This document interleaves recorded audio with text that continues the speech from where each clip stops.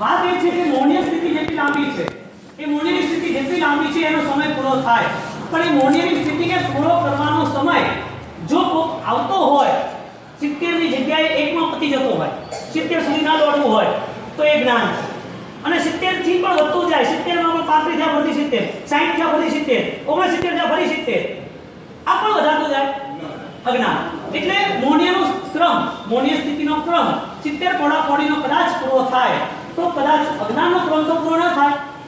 મૌન્યનો ક્રમનો પૂરો કરવા માટે જ્ઞાનની જરૂર છે. મૌન્યનો ક્રમ એમને પૂરો થવાનો નથી. એટલે તમને બતાવ્યું છે કે મહેનત કોનો વધારો પડે, જ્ઞાન દશાની પ્રાપ્તિ માટે છોડો, અજ્ઞાનને દૂર કરવા માટે કે પછી મૌન્યને દૂર કરવા માટે સૌથી વધારે મહેનત શેમાં પડે?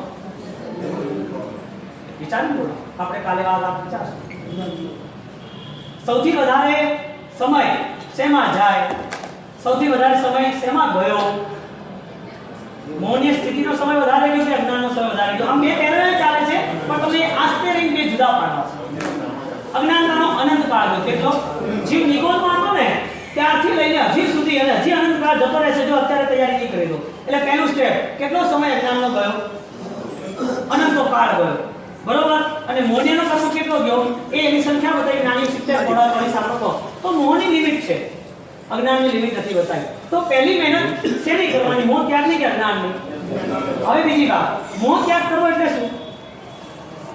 તમે કોઈ પણ વસ્તુનો રાગ હોય, કોઈ પણ વસ્તુ ગમતી હોય એને તમે છોડી શકો. ભોજન ગમતું હોય છોડે ના છોડે? હા, પૈસો ગમતો હોય છતાં છોડે ના છોડે? દાન કરો છો ને, ક્યાં ચડાવવા લો છો ને કે નથી લેતા? કોઈ બી જગ્યાએ માણસ દાન કરે છે, ચડાવવા લે છે, ભોજન બી છોડે છે. કોઈ બી જગ્યાએ કોઈ સાઈડ થોડું સહન પણ કરી લે છે, થોડું સહન પણ કરી લે છે, દુઃખ આવે છે શરીર પર તો થોડું મનથી સહન કરે છે, કઈ વાંધો નહીં, તાવ આવે છે 2 દાડા જતો રહેશે, મેલેરિયા છે 10 દાડા એડમિટ થાય જતો રહેશે, ફ્રેક્ચર થઈ જાય મહિનો 2 મહિના સહન કરી લઈશું. તો ક્યાંય કોઈ જગ્યાએ એ માણસ પોતે થોડું સહન કરે છે, મન મોટું કરે છે, તો એ રાગનો ત્યાગ પણ કરે છે. તો મોહનો ત્યાગ કરે છે નથી કરતો? મોહનો ત્યાગ કરે છે નથી કરતો? એ મોહનો ત્યાગ કરે છે એનો મતલબ મોહનો ત્યાગ થઈ ગયો. ભોજનનો ત્યાગ કર્યો એનો મતલબ મોહનો ત્યાગ થઈ ગયો.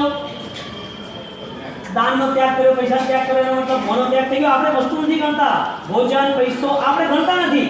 આપણા મનમાં રહેલા અજ્ઞાનને ખાલી આપણે વિશેષ રીતે વિસ્તારણ કરીને આપણે જોવાનો પ્રયત્ન કરીએ છીએ. ખરેખર અજ્ઞાન અને જ્યારે મોહ સાથે હોય અને મોહ ત્યાગ કર્યો હોય તો પણ મોહ વધી જાય. મોહ ત્યાગ કરે, એને માસક્ષણ કર્યું હોય તો એને પોતાને રાત્રિ ભોજન ન કરવું એવો મોહ ત્યાગ થાય. 8 અઠાઈઓ કરનાર વ્યક્તિ, 28 પાણે 500 આંબી કરનાર વ્યક્તિ, 99 પૂરી કરનાર વ્યક્તિ, એને ખબર પડે કે મેં 99 દિવસ એકાદશા કર્યા હોય 2 મહિના 99 જાત્રામાં, અને મેં એકાદશા 2-3 વાગે કર્યા હોય અને સરસ મજાની મારી આરાધનાઓ ચાલતી હોય, તો એ વ્યક્તિ, એ આરાધક આત્માઓ જ્યારે બુદ્ધિ આરાધના કરતો હોય ત્યારે એ અજ્ઞાન કે મોહ વધારે કે મોહ ઘટાડે? ગણિત તો માનો જરા આપણા જ્ઞાનીઓની દ્રષ્ટિએ. એટલે અજ્ઞાન વધે છે કે ઘટે છે? એનો મતલબ મોહ ત્યાગ કરવો સહેલો કે અઘરો છે? મેં વાત એ કરી કે વધારે સમય કોનો, મોહનો કે અજ્ઞાનનો? તો કે અજ્ઞાનનો. એટલે હવે સૌથી સહેલું શું છે, મોહ ત્યાગ કરવો કે અજ્ઞાનને ત્યાગ કરવો? અજ્ઞાનનો અઘરું છે બાપુ. મહેનત શેનો વધારે લાગે છે, મોહ ત્યાગનો વધારે લાગે છે કે અજ્ઞાનનો વધારે લાગે છે? એટલે મોહ ત્યાગ ઈઝીલી થાય કે ના થાય? તમારે ભોજનના ત્યાગ કરવા થાય કે ના થાય? તમારે પૈસાનો ત્યાગ કરવા થાય કે ના થાય? એટલે સૌથી વધારે મહેનત શેમાં છે? અજ્ઞાનમાં. એનો મતલબ તમારે તમારા વિચારોને તમારે વ્યવસ્થિત રીતે સંતુલિત રાખવા પડશે. થોટ્સ મેનેજમેન્ટનો કોઈ પ્રોગ્રામ સેટ કરવો પડશે. વિચારોનું સંતુલિત થાય એના માટે કોઈ ક્લાસીસો ખોલવા પડે. ભગવાનને બતાવ્યા છે કે નિત્ય એક સામાયિકમાં નિત્ય જ્ઞાનનું અનુપાન, જ્ઞાનનું અમૃત એનું આચમન કરવું. 1 કલાક અભ્યાસ કરો. આટલા વર્ષોથી આ વાતો ચાલ્યા જ કરે. બાપજી આ ઇન્દ્રા બોલ્યા આપણે ક્યાં પામવું? આપણું અજ્ઞાન ભલે આપણું અજ્ઞાન હશે તો મજા આવશે ને. મોં હશે તો રેડી રહીશું ને. મોં નહીં હોય તો ખાસું પીશું શું, પહેરશું શું, વોટશું શું, દેખાડશું શું? મોં હશે તો બધું જાવ જલાવી રહ્યા છે. મોં જાતો રહેશે જાવ જલાવી છે. મોં નહીં હોય તો બાબત ના બની જઈએ, સાધુ ના બની જઈએ. મોં રાખવો જ નથી ને. આવી કોઈ વિચારણા નથી ને મોંને હાચવવાની. જૈન શાસન મળવું કદાચ સહેલું છે, પણ જૈન શાસનની પરિણતિ મળવી અત્યંત કઠિન છે. એ પરિણતિની સ્પર્શના, એ પરિણતિનું માધ્યમ, એ પરિણતિ પુત્રલો રહિત આપણને પોતાને મસ્તીથી જીવડાવે, આનંદની અનુભૂતિનું સ્તર નક્કી કરાવડાવે. આવો કોઈ દિવસ આવે ને તો જૈન શાસ્ત્રને ઘણી કિંમત કરજો. નમોસ્તુ શુભ જ્ઞાનાય. એવા જ્ઞાનને વારે વારે નમસ્કાર કરો કે આવું શુભ જ્ઞાન મને પ્રભુએ આપ્યું, આવું શુભ જ્ઞાનનો અવસર પ્રભુ દ્વારા મને મળ્યો. આવા પરમાત્માની કેવડીની દેશનામાં આ કેવળ જ્ઞાની જ્યારે પૂર્ણ દેશના આપે ત્યારે પરમાત્મા ઠાણમ સૂત્ર અંતર્ગત એક આત્માની એકલો આવ્યો એકલો જાય, એક આયા એ જ લંડાય છે પાછો. આ તો બધું એમને વિસર્જિત થઈ જશે. તમને એમ છે કે આ બધું હું કરું છું, પાછળનો રોલ બીજો દુર્ગતિનો ઘણો ઉભો છે, ખાલી આત્માનો. એટલે વધારે કાળ કોનો? અજ્ઞાનનો. વધારે મહેનત છે એમાં હે અજ્ઞાનને દૂર કરવામાં. આપણે દીક્ષાની વાત કરતા દીક્ષા લેવાની નથી, બોલશો નહીં બોલે હો.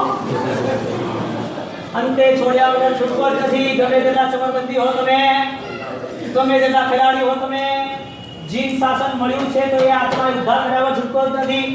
અને એ ઉદ્ધાર માટે એને પરિશ્રમ કરવો જ પડશે. એને પોતાની એ જગ્યાઓ જે પરમાત્માએ ગુણ સ્થાનો કીધા છે એને સ્પર્શવું જ પડશે, મળવું જ પડશે કે પ્રભુએ જે જગ્યાએ પગલાં માર્યા છે, પ્રભુ જે જગ્યાએ પહોંચી ગયા છે, પરમાત્માને જે જગ્યાઓ એકદમ સૌંદર્યવાન લાગે છે ત્યાં અનંત આત્માઓને લઈ ગયા. એક ખાલી વાણીના પ્રભાવે, જ્ઞાનના પ્રભાવે આવા સાક્ષાત પ્રભુ એ મને પોતાને એ જગ્યાથી અપરિચિત રાખે, જેનું નામ છે સમ્યક દર્શન, જેનું નામ છે દેશ નીતિ સરળ, જેની સ્પર્શનાઓ થાય, જેમાં કસાયો ત્યાગ થાય, જેમાં આત્યંતિક ચીકણા કર્મ બંધ થવાનો હવે કોઈ સમય જ નથી. પરમાત્મા અનંત આત્મા માટે રસ્તો મૂકી ગયા. મને એ મક્સદ દયાળમ એની સ્વભાવ મને એ સમ્યક દર્શનની ભૂમિકા, એક સમજણની ભૂમિકા, એ સત્ય રાહ, એ ધર્મની પ્રવૃત્તિ પછી પણ નહીં મળે તો આટલો બધો મોહ ત્યાગ, આટલો પરિશ્રમ એ માણસ જો ખાલી માત્ર ભોજન ત્યાગ કરે અને શરીરને કષ્ટ આપે, આટલી કષ્ટમય દુનિયા આટલું પરિશ્રમ કરી અને પૈસા ભેગા કરી લાખો કરોડ રૂપિયા ખર્ચી નાખે અને આટલું દાન કરે, આ બધું દાન, આ બધો તપ, આ બધો ત્યાગ અને આ બધી જ ભૂમિકા શરીરની આટલી દુઃખમય કષ્ટ અવસ્થાઓ પસાર કરે અને એને સારા વિચારોનું સૌભાગ્ય ન મળે, આના કરતા તો કલંક બીજું કયું હશે? સારા વિચારોની સ્પષ્ટતા ન થાય. એ સારા વિચારોની સ્પષ્ટતા કરવા માટે આપણે આપણી ભૂમિકાઓ તૈયાર કરવી પડશે. અજ્ઞાનનો સમય વધારે, અજ્ઞાન માટે મહેનત વધારે. હવે નવી વાત, અજ્ઞાન આગળ રાખવું કે ન રાખવું? રાખવું તો કેટલા ટાઈમ માટે રાખવું? માલિક બે ચાર ફેક્ટરી ખોલી દો ને ભાઈ, વાંધો નહીં, પછી અજ્ઞાન કાઢી નાખશો, એમાં શું છે? હે રખાય સમજો સાથ કામનો. તમારા સંસારની બધી ભાષાઓ બધી જોરદાર છે. સંસાર ગળિયામાં રાખવા માટે બધી કહેવતો બનાવી નાખે, બોલે તેના બોલે, જ્યારે ઘણું બોલે તો કે ન બોલો ન બોલ કે હવે આ તો સંસાર છે, શું કરવાનું? બે માલ ધોવે આ બધું ઢોલ વગાડે એટલે અવાજ આવતા બાજુ વગાડે, વગાડો, તોડી નાખો. વાત એટલી જ આવે છે કે જીવને પોતાને જ્યારે અનંત કાળના અજ્ઞાન સાથે જ્યારે એનો આટલો સમય પસાર થઈ ગયો હોય તો જીવે જ્યારે એકલા અહીંયાથી જવાનું હશે તો અજ્ઞાન તો લઈને આવ્યો જ, અજ્ઞાન લઈને જ હશે. અજાણમાં જન્મ થઈ ગયો, અજાણમાં જ મૃત્યુ થશે. જન્મ તો અજાણમાં, તો ખબર નથી શું છે, કેમ છે, શું ચાલ્યા, ખાધું પીધું, મૃત્યુ વખતે પણ સમજણ નહીં. આટલું બધું દુર્ભાગ્ય આપણું કે આ મોત મારું જૈન શાસન લક્ષી નથી.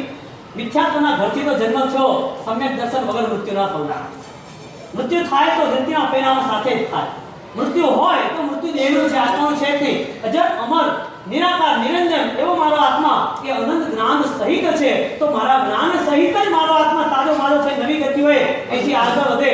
અહીંથી તો હું સમ્યક દર્શન લઈ જાઉં તો મારો પોતાનો જન્મ એ ફરીથી જૈન શાસનના તત્વો સાથે જ થશે.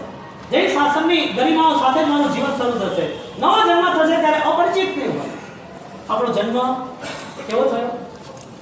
અજ્ઞાન દશા, અજાણ દશામાં. આપણને કંઈ ખબર જ નથી. ચલો કાંઈ વાંધો નહીં, જાણતા થયા તો કદાચ સંસારનું જાણ્યું હોય, સંસારની બધી વસ્તુઓ ભણવા, લખવા, વાંચવા, સંસારની પ્રવૃત્તિઓ, કમાવું, સમાજ, પરિવાર, ચાલતા ગયા જીવનના ઘણા બધા વર્ષોની યાત્રા પસાર થઈ ગઈ.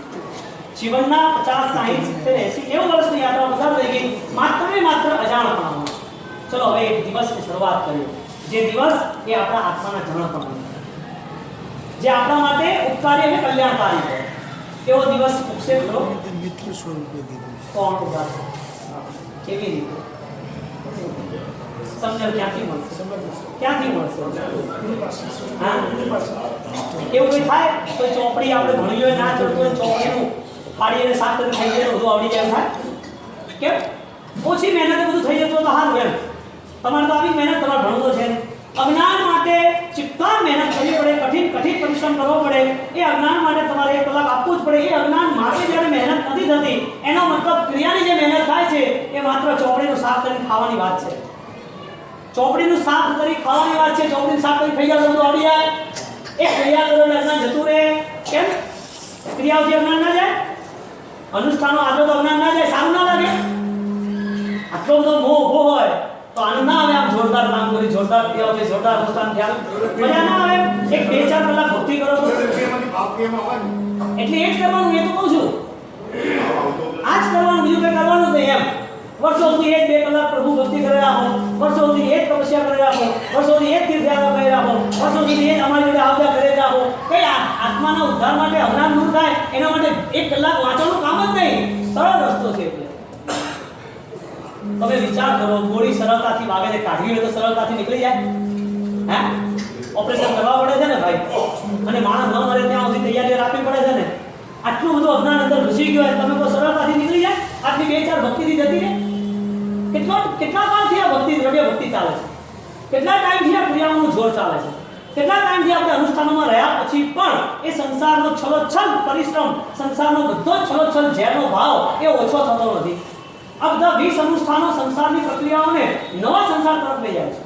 નવો સંસાર વધતો ગયો એનું મૂળભૂત કારણ ક્રિયાઓ નથી, એ ક્રિયાઓનું અજ્ઞાન હતું. ક્રિયા કરવાની, ક્રિયા કરતા કરતા આનંદ આવ્યો. એ આનંદ કોના ઘરનો હતો? અનુકૂળતાઓ પુણ્ય મળી એના ઘરનો, લોકોએ સારા કીધો એના ઘરનો, લોકો તરફથી માન સન્માન મળ્યા એના ઘરનો. શેના માટે બિરુદો લાગી ગયા? શું કારણથી? એને પોતાના આત્માના ઘરને વિચારવા માટે જાતે એને 1 કલાક બેસવાનું હતું. હું એમ કહું છું કે અજ્ઞાન દૂર થશે તો કોના પ્રભાવે? જ્ઞાનના પ્રભાવે. એ જ્ઞાન ક્યાં મળે? સ્કૂલમાં મળે કે ના મળે? તમારા દીકરાના તમે ટ્યુશન રાખી શકો, તમને એમ ના થાય મારે ટ્યુશન રાખવું છે 1 કલાક ભણવાનું? તમારા દીકરા માટે ક્લાસીસોના ટાઈમ મળતા હોય ને એને ક્લાસીસો કરવાને એના માટે 2000 3000 રૂપિયા થાય તો એ દીકરા દીકરીઓના ભાવના સંસ્કાર માટે એના માટે કોઈ તમને મળે નહીં ભણવાનું સારી વસ્તુ? આવો કોઈ વિચાર આવે સાત્વિક? આવી કોઈ સક્ષમતા, વિચારોનું પુણ્ય જાગૃત થાય છે? કોને ભણવું છે પણ ટાઈમ નથી, ભણવું છે પણ કોઈ મળતું નથી, ભણવું છે પણ અનુકૂળતા નથી, ભણવું છે પણ અઘરું લાગે છે? કોને તમે કાબુ અઘરી એવી વાતો છે? આવા બહાના નીકળી શકે, અથવા તો આવો બચાવ થઈ શકે, અથવા તો આવા સુવાળા રહી શકાય એમ કહેવાનું. દુનિયાભરનું આપણે કરીએ છીએ, નથી કરતા? ક્યાં બાકી રાખીએ છીએ? એક અજ્ઞાનનો સમય અનંતકાળ, એક અજ્ઞાન માટે મહેનત અનંત ઘણી. કેટલી મહેનત? કાળ આટલો લાંબો હોય આટલા થોડા ટાઈમની અંદર 1-2 કલાક 1-2 મહિના માટે ભણશો તો પતી જશે. 1, 2, 4, 6 મહિના આખો ભાવ ઓછો પડે ભણે તો, ખાલી સમજે તો.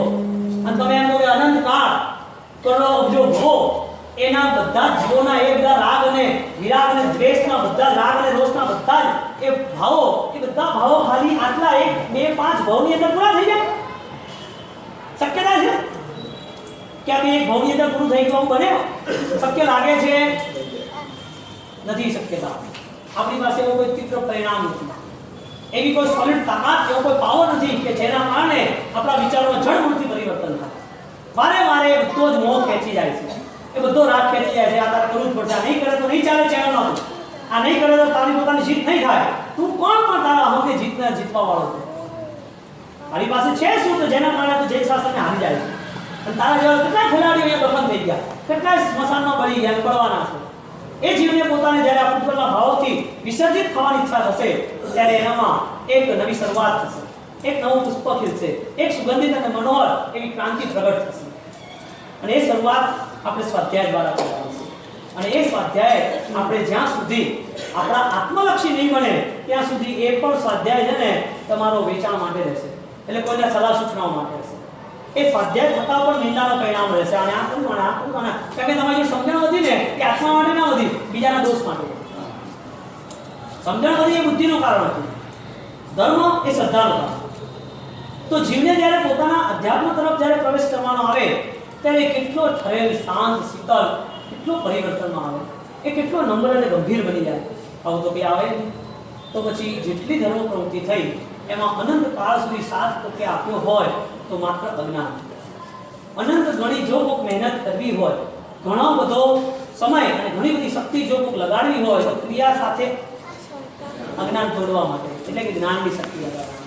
1 કલાકમાં પણ યાદ ના રહેતું તો બીજા કલાક, 2 કલાકમાં યાદ રહે તો 3 કલાક, યાદ ન કેમ રહે, 1 દાડા યાદ ન રહે તો 1 મહિનો, 1 મહિને યાદ ન રહે તો 1 વર્ષ, ન કેમ રહે છેલ્લી જિંદગી મારે અજ્ઞાનમાં નથી જવા દેવી. છેલ્લી જિંદગીમાં મને ખબર પડી ગઈ કે આ શું એ મારા આત્મા માટે નથી. આ સંસારની અનુકૂળતાઓ એ મને સમાધિ નહીં આપી શકે. આ સંસારની બધી જ વસ્તુઓ એ મારા જૈન શાસનને ફલીભૂત નહીં કરે. એની સમજણ આવી જ જોઈએ છેલ્લા ટાઈમે. મૃત્યુ તો કોમન છે, કોઈ પણ બાળક માણસ કેવો મરી જાય એવું મરવું નથી. અહીંયા તો જન્મ મરી જાય એવું મૃત્યુ. હવે નવા જન્મ જ ના લેવા. તો કર્મ બંધની અવસ્થા, કર્મ બંધાય તો કેટલા ટાઈમમાં બંધાય? 70 કોડા. અજ્ઞાન બંધાય તો કેટલા ટાઈમ બંધાય? બંધાયું નથી પૂછતો, બંધાયની વાત કરું છું. બંધાયું કેટલું? અનંતકાળથી. હવે અનંતકાળ સુધી બંધાશે? હા પાડો. હા, અનંતકાળ સુધી બંધાશે. હા પાડો. ના ભણવું હોય હા પાડે એમ. અનંતકાળથી અજ્ઞાન ચાલે છે ને, અનંતકાળ ચાલશે નહીં ચાલે? તમે ધ્રુવી એમ કહો ના અમારે તો આજે જ કાઢવું છે એવું બોલો તમે. અમારે તો આજે જ અજ્ઞાન કાઢવું છે એટલે દવા આપી દઉં નીકળી જાય એવું નથી. આ એવું નથી આ કે તમે આ ઇન્જેક્શન લીધો છે તાપ બેરાવા નીકળી ગયો. આના માટે અનંતકાળની દ્રષ્ટિએ આપણું 1% પણ આપણી એક રત્તી ભાર પર મહેનત કરવી. અનંતકાળની દ્રષ્ટિએ અનંતકાળ ખબર પડે છે. આ જન્મ કોણે આપ્યો, કેવી રીતે થયો, આ જન્મ પછીના બીજા જન્મો કયા છે, આ જન્મ પહેલાના જન્મો કયા હતા, એને કૂતરાના ભોમાં કેટલાય કબૂતરો મારી નાખ્યા, કૂતરાના ભોમાં કેટલી પૂંછડીઓ પટપટાવી દાંડા ખાતા ખાવા ખાધું, એને કેટલાય બળદોના ભોમાં આખો ભાર વહન કરી ખેતરો ખેડ્યા અને પાણી પીધું, ઘાસે ખાધું અને આટલી બધી મહેનતો કરી ખાવા માટે એને ખેતરો ખેડ્યા. લાકડીનો માર ખાતા કૂતરાએ પાઉં ખાધા, રોટલીઓ ખાધી, શેઠના માર ખાતા રહ્યા. આવા કેટલાય ભવો પૂરા થયા. કોના? દેહના, સંસારના કે આત્માના? આત્માના આટલા પરિભ્રમણો થયા અને પરિભ્રમણો આટલી ભવોની ગતિઓ પછી જ્યારે એક જૈન શાસન યુક્ત ગતિ મળી જાય, મળી છે એમને સમજતા ખાલી જીવન મળ્યું છે એવી ખાલી જન્મ પૂરતું પણ એવી બધાના જન્મ માનવના થાય છે એવા સમજણનું ઘર તો નહીં. એ વિચારનો પરિણામ, એ સમ્યક જ્ઞાન, એ જ્યારે સત્યનો આગળનું એક કદમ, એ પ્રથમ કદમ જ્યારે ઉપાડવાની તૈયારી થાય ને ત્યારે જ્ઞાની ભગવાન કહે છે તને હવે અનંતકાળ નહીં રાખો, તને હવે અનંતકાળ સુધી અજ્ઞાનમાં નહીં રાખું. એનું નામ સમ્યક દ્રષ્ટિ. હવે જ્ઞાન માટેનો પરિશ્રમ કેટલો ધરું, કેટલો આમ બહુ સહજ આપણે દિલથી વાત કરી, અમારો ઘટી જાય છે ઘણી વાર. આપણે દિલથી વાત કરી જ્ઞાન માટેનો પરિશ્રમ કેટલો. હે આખો દિવસ જ્યારે ગડાડું જ્ઞાનમાં રહેવાનું હોય, રાત્રે સૂતા વખતે પણ એને સારા વિચારો લઈને સુવે તો આખી રાત સારા સાત્વિક વિચારોમાં જતી હોય. અમારા ત્યાં સંસારમાં પહોંચી ગયા છે તમને અમે કહીએ ના હોય નૌકાર મંત્ર ગણી જગતના કોઈ પણ જીવ જોડે કંઈક પણ તમારે અજુકતું થઈ ગયું હોય તો મિચ્છામિદુક્કડમ આપજો. સવાર પડે ત્યારે ભગવાનને પ્રાર્થના કરજો કે હું કોઈને પ્રતિકૂળ ન બનવું, અનુકૂળ બનું તો સારું. આટલી પ્રાર્થના કરી જીવન જીવે તો ધન્ય છે. તો આવું સરસ જીવન જીવવાનું આવતું હોય તો એ જીવનનું સૌભાગ્ય પણ નથી. એક કલાકનો પરિશ્રમ નથી જે ઓછો પડવાનો છે આખા ભાવ સુધી. આપણા ભવના જેટલા વર્ષો ગયા ને, એ વર્ષોના જેટલા દિવસો ગયા ને, એટલા કલાક આપણા પ્રભુની આગળની વાણીના નથી. પ્રભુ કેવળ જ્ઞાન પામ્યા ને તો ક્રિયાઓથી નથી પામ્યા, સમ્યક જ્ઞાનથી પામ્યા. પ્રભુની પૂજા તમે કરો છો તો તપના કારણે કરો છો, એને 12.5 વર્ષ તપ કર્યું એટલે કરો છો. પ્રભુ મહાવીરની પૂજા 12.5 વર્ષ મૌન રહે એટલે કરો છો.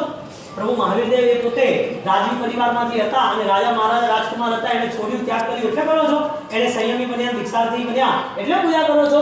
ના, પ્રભુ કેવળ જ્ઞાની બન્યા માટે પૂજા કરીએ છીએ. એ કેવળ જ્ઞાન, એ કેવળ દર્શન, એ બધું સમ્યક દર્શનના ઘરથી હતું, વિચારોના ઘરથી હતું.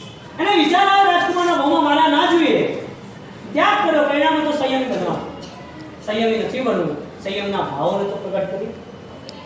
નોર્મલ તો બનીએ, સરળ તો બનીએ, સહાયક તો બનીએ, સાધક તો બનીએ, આરાધક બનવાની ભૂમિકા એ તો તૈયાર કરીએ.